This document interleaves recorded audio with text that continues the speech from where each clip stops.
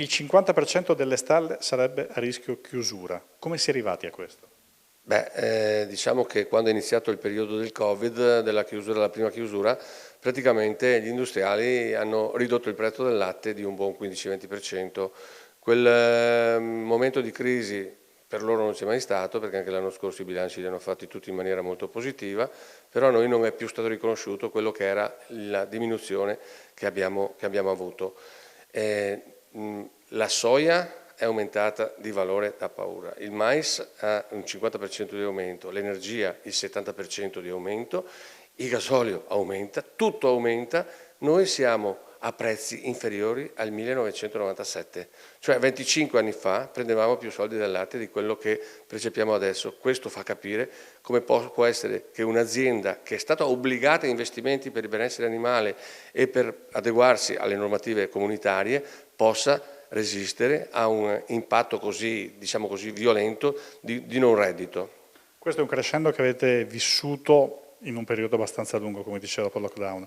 In questi mesi cosa vi attendevate e cosa era stato anche promesso in un certo senso?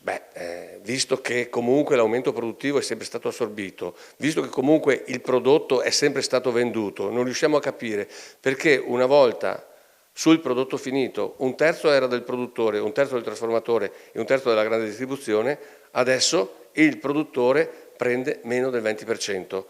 A chi sono finiti tutti quei soldi che il consumatore tira fuori di tasca sua se al produttore li hanno, diciamo così, prelevati?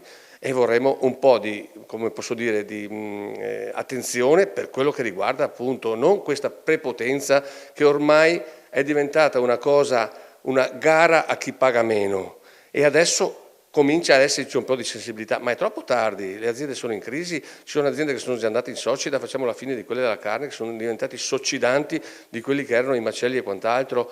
Noi vogliamo avere la nostra imprenditorialità e che ci sia riconosciuta perché produciamo un prodotto di qualità, sappiamo benissimo che il prodotto veneto va per oltre il 50% a DOP, il 90% a prodotti di pregio e questa è anche una visibilità bellissima per la nostra regione, ma se andiamo a massacrare la produzione credo che avremo dei problemi in futuro. A livello intermedio la regione può fare qualcosa? Ma noi abbiamo sempre visto molta disponibilità da parte dei nostri politici regionali, anche l'assessore Caner ci ha dato disponibilità adesso che è presidente del tavolo agricoltura della conferenza Stato-Regioni, ci ha dato la sua disponibilità per interloquire col governo, con le altre regioni.